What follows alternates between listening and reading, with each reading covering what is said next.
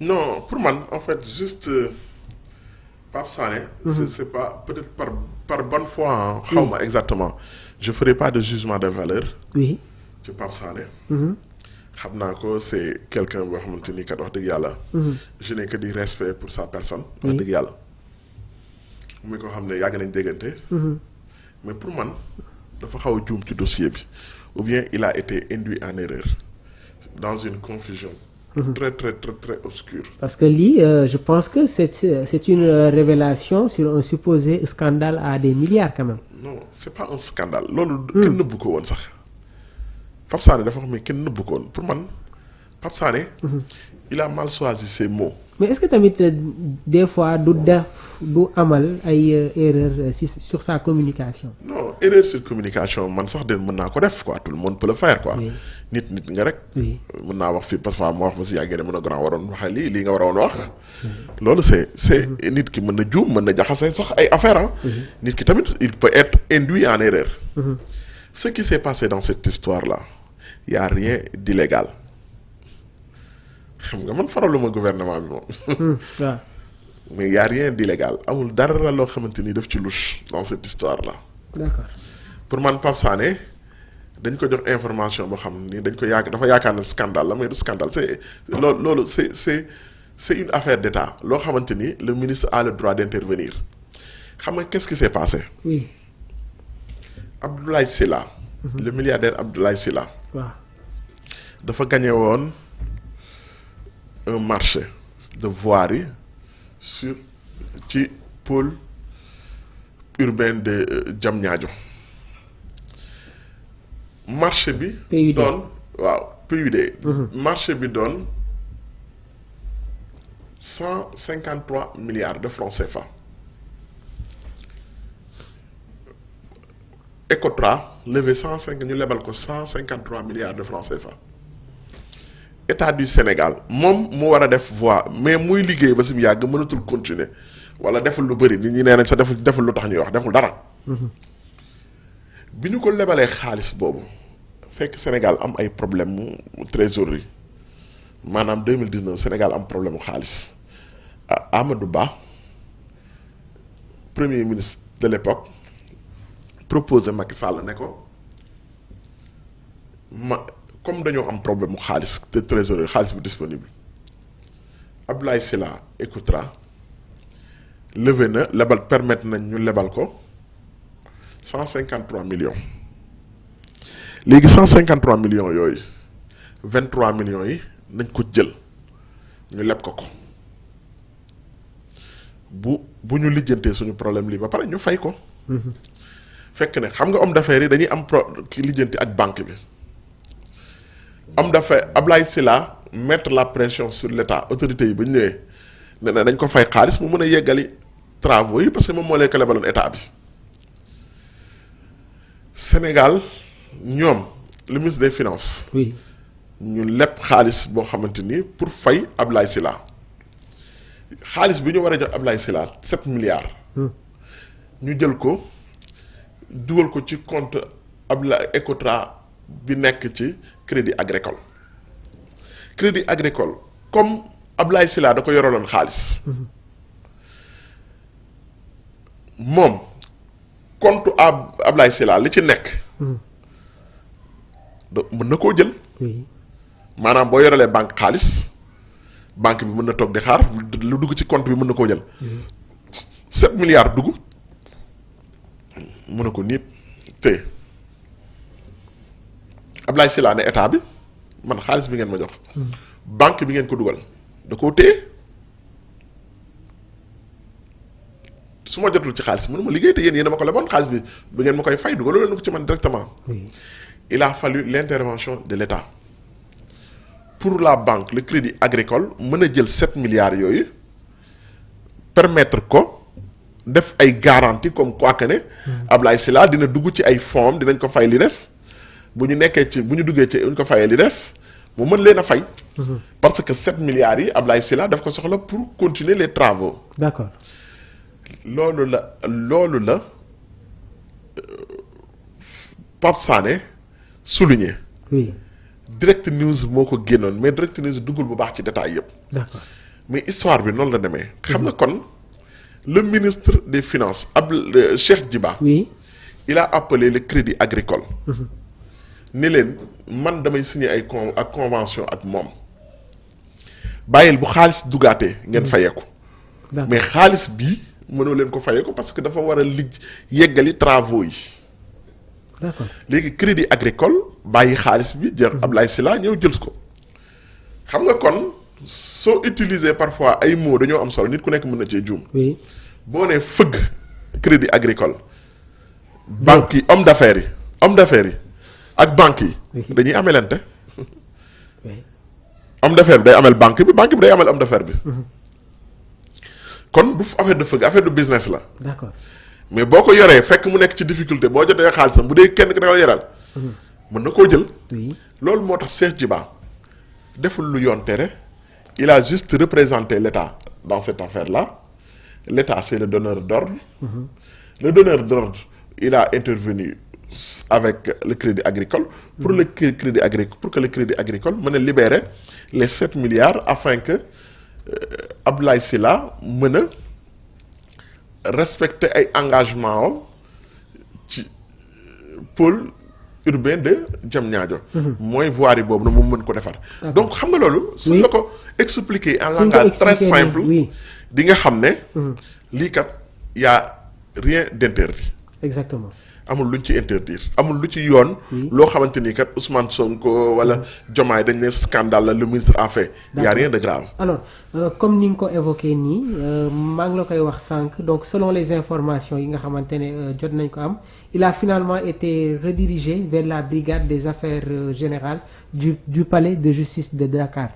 waaw ma koy ñaanal rek ñu kii ko parce que en fait. les choses peuvent se corser. mën na compliquer loolu ci moom. parce que surtout ñii. moom bon ñuy ñaan yàlla sax. Ablaye Sylla. bañ a porter plainte tamit parce que porter plainte mën na gën a compliquer l'affaire. c'est-à-dire aussi. parce que soo nee duur day mel ni des accusations diffamation la. alors que il s'agit d'un business. moom ni mu ko expliquer pour man il a été un peu induit en erreur dama jàpp ne il a été induit en erreur quoi. est-ce que tamit sur certains sujets sur certaines affaires waruñu bàyyi xel tamit lépp luy jëm en termes de communication parce que tamit il faut le souligner des fois on a tendance à toucher du très mauvais côté yenn saa yi kàddu yi nga xamante ne mu ngi koy yëkkati sur certains dossiers tamit il faut le dire Maxu. man de man damaa xaw a léegi damaa ragal. ci lan. man damaa ragal. man léegi damaa ragal en fait. parce que en fait. yenn dossiers yi soo si wax la liberté surtout ces temps de crise ou bien ces temps un peu agités là. La liberté ne tient qu'à un fil. te man nag wax dëgg yàlla parfois nit wala jox lay information mais da ngay toog tu vois le pour et le contre. du loolu yëg rek wax ko. d'accord. parfois di nga xam ne lii kat parce que gis nga. parfois foofu laa bëgg a waxee nit dina la jox information. foofu laa waxee nag man. nit dina la jox information. surtout bu dee da ngay wax ci lii. waaw. nit dina la jox information. moom am na ci un intérêt de mais il faut peser parfois dëgg la de. waaw nit dina la jox information boo xamante ni dëgg la yow. yow à ton âme et confiance non di nga xam ne dëgg la. dëgg la waaw. mais xam nga lan mooy problème. justifier l'information. du lépp la ñuy wax. non du dëgg du loolu sax pour man lépp loo xamante ni mën nga ko justifier. oui. teg ko ci ay bases yu leer. amul problème boo ko waxee. et pourtant même sur ce plateau ñi nga xamante ne ñoom la partagé woon bile jotaay ñi ngi ko doon sax laaj ne ko mais li ngay wax ni mu ne carrément man am naa ay preuves yi nga xamante ne mën na firmel samay propos. waaw mais attention. oui xam nga li mu wax. pour dire vrai ak li journal bi bind. c'est un peu différent. non sorewul loolu. mais l'interprétation qu'il en fait. moo yàq jugement il en fait une interprétation illégale. c'est-à-dire moom boo ko dégloo kat. le ministre Cheikh Diba a commis une infraction. alors que le ministre n'a pas commis d'infraction. Lui, en tant que donneur d'ordre d'Ecotra, il veille à ce que ne xaalis bi nga xamante ni leb nañ ko mu war a dem ci Ecotra jot ko pour mën a def liggéey bi mu war a def. xam nga loolu y a rien dama ne la en langage très simple. tu te rends compte que y a rien. y a rien d'illégal. Oui. c'est juste ça amul leneen. mais bon. léegi dama ne la nit ki kat parfois dinañ la jox information yow nga xam ne lii dëgg la daf lay wóor quoi. Oui. mais justification noo koy layalee buñ la woowee. les preuves. est-ce que yaa ngi dégg bu baax. Oui. nooy layalee que ne lii nga wax nii fii nga ko teg ak fii loolay problème bi bu dee loolu nag. bu dee parfois kat wax dëgg yàlla temps yi may gën a nekk booy dañ ma doon da nga am fit. dañ la ko doon wax non temps yi nekk ay yaanaamaar rek yooyu di yëngal ak affaire yooyu noonu. di diriger di yëngal dëkk beeg. genre daan nga yëngal ko kon yow kii ma yow daan nga yëngal. man de soo demee ci les images li gars yi di wax le 23 juin. les images yi nekk ci vidéo kanam siiw na de. gars yi vidéo seen man la la de mais problème bi mooy na ma doon def noonu.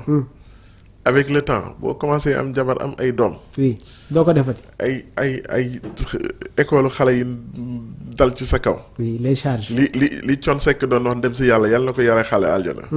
nee na añ reer ndékki màbb ci sa kaw màbb. xam nga lu borom màbb kër mooy lu xëy rek. waaw dal ci sa kaw te mënoo ci dara. borom kër. njàng école yëpp màbb ca kaw parfois da ngay calculer waat parce que tu n'es plus la seule personne concernée. loolu laal day laal ñëpp. c'est ça. il faut que nga commencer di calcul nag. di def ci da ngay arrêt de jeu gars yi ni ñuy kiiwee tempéré ne di xool. da ngay xam ne kat léegi dafa xaw a tempéré tuuti waaw. d'accord xoolaat jeu bi. oui. mais loolu la c'est en fait c'est dans cette histoire là. c'est ce qui s'est passé te y a rien d'illégal. et bon Pape Sané ma koy ñaanal rek Pape Sané ma koy ñaanal parce que tamit wax dëgg yàlla man suma grand bu baax la. oui. boo xamante ni dinañ déggante sax parfois. et bon dama jàpp ne dafa juum rek.